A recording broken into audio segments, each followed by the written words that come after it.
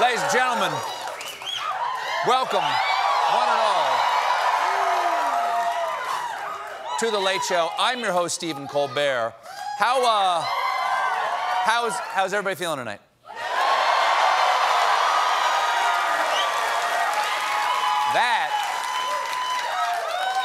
That is because you are vaccinated.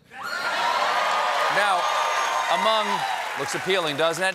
Among the unvaccinated in the United States, COVID cases are once again on the rise due to the highly infectious Delta variant.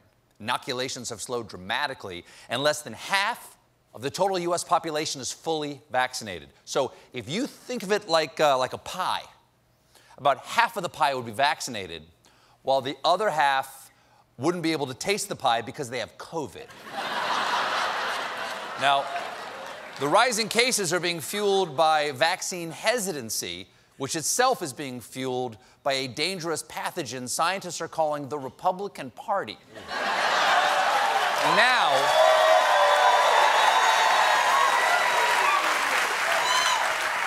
and if there are any high school English teachers watching, please try to stay neutral. Try to stay neutral. Now, the forecast is so dire, some prominent Republicans are speaking up, like Senate Minority Leader and condom stuffed with baby food, Mitch McConnell. Yesterday, McConnell urged everyone to go get a shot. It is not at all unclear that the way to avoid getting back in the hospital is to get vaccinated. I want to encourage everybody to do that and to ignore all of these other voices that are giving demonstrably bad advice. Wow. I got to say, and I hope no one ever takes this out of context, I agree with Mitch McConnell. Wait,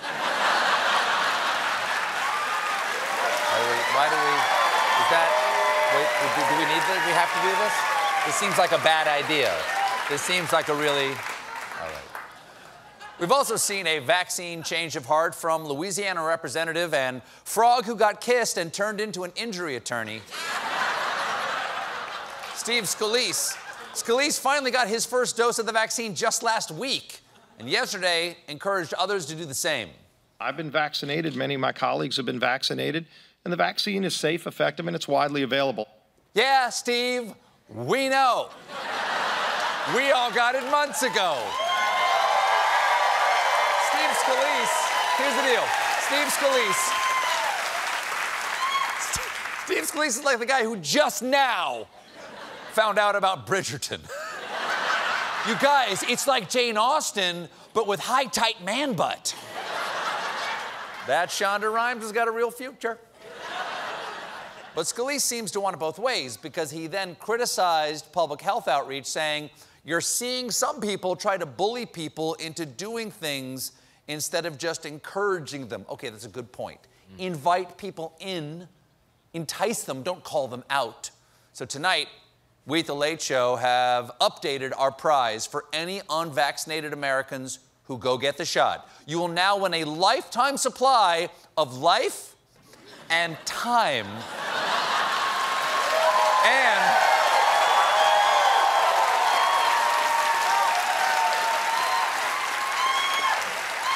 And a dream date with Harrison Ford fan, my stage manager, Mark McKenna. Come on.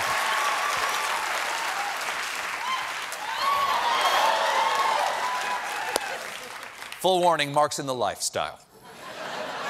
But until we get more people their shots, COVID will keep steaming along, which is why some places are reinstating mask mandates, like Clark County, Nevada, home of Las Vegas, which passed a resolution to require employees of indoor public spaces to wear masks while at work. Okay, that's tough news for many Vegas employees, unless you're a ventriloquist, because your job just got way easier. But, okay? Before Clark County voted on the mask rule, they held a meeting for residents to voice their concerns. And I'm concerned about their residents. Here's one. Actually, masks are probably work as good as a wiffle ball as a condom. First of all, masks work. Second of all, a wiffle ball is actually a pretty good way of preventing pregnancy because no one will have sex with you if you've got a wiffle ball on your penis. I don't quite understand how that works. I don't understand how that works. But not everyone said dumb things. Some people said dumb things really fast. My name is Jennifer Bailey, J-E-N-N-I-F-E-R-B-A-I-L-E-Y. There has been zero scientific evidence provided to the public to show just cause for these tyrannical mandates. Where is their data? Nothing. This scandemic is nothing but a BS smokescreen. How in good conscience can you blatantly lie, state you are for the people when your actions clearly show you're only self-serving out for your own gain? Oh, right, you cowardly hide behind those masks. Also curious who benefited from the COVID relief fund. It wasn't the public. I would like to know if any of you have a pair, because the one person I constantly see fighting for the people is Joey Gilbert without fear. Where are your cojones? You see the cop trying to slow her down? Down. That's not public comment. That's a good old-fashioned conspiracy auctioneer. How can you in good conscience lie to the people when you know that the vaccine contains a microchip? 1 chip, 2 chip, 3 chip, lady in the front row being chipped, so can extract DNA from the toilet seats while we're sleeping. Stephen Colbert and selling organs to George Soros. Can I get a Bill Gates? Can I get a Bill Gates? Pizzagate, Pizzagate, sold to the Clinton family for the price of 1 space laser.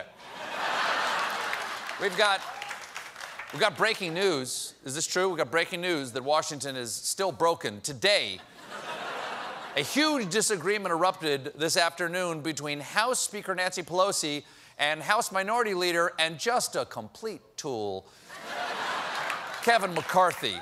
See, next week the House is convening their select committee investigating the January 6th riot. Speaker Pelosi announced 8 members of the committee already, 7 Democrats and 1 Republican, Liz Cheney. Well, Monday, McCarthy picked his 5 Republicans to add to that, and there seemed to be one common denominator in all of the minority leaders' choices: no minority choices. It's an ad for inferior bleach, because those are a bunch of dull whites. McCarthy's, it's just going to ruin your colors. I mean, it also bleed. You got a red sock in there. You want that. You want that. McCarthy's most controversial choice was Ohio Representative Jim Jordan, starring... I know. Starring this fall in the new CBS show, Suburban Caveman. There goes the caveberhood. Jordan is an expert on the causes of January 6th because he helped cause January 6th. Here's what Liz Cheney has to say about him in her new book. That guy, Jim Jordan, that son of a bitch. While these maniacs are going through the place, I'm standing in the aisle, and he said, "We need to get the ladies away from the aisle. Let me help you." I smacked his hand away and told him, "Get away from me. You did this." Yes. Yes. Yeah. Damn, Liz. Yes, he did do this. Putting him on the commission is like if Silence of the Lambs ended with deputizing Buffalo Bill. Another dubious selection was Indiana congressman and ventriloquist dummy who wished to be a real dummy, Jim Banks. Well, this afternoon, Pelosi rejected both Banks and Jordan, saying they may jeopardize the integrity of the investigation. Of course, they're 2 potential suspects. Nancy Pelosi can't just look the other way. She's not Jim Jordan in the showers at Ohio State. Google it. Google it. In response, McCarthy did this. Unless Speaker Pelosi reverses course and seats all 5 Republicans, we will not participate. Really? I don't think that's quite the threat you think it is, Kevin.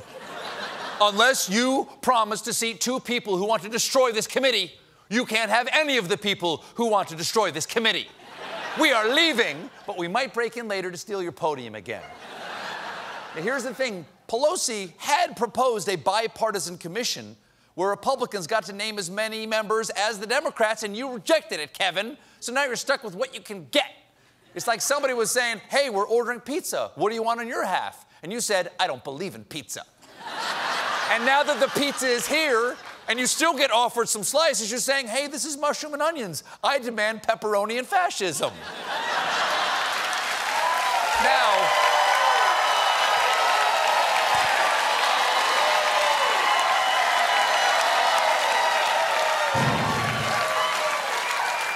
McCarthy says he didn't want to be part of the cool kids club, so he's starting his own club.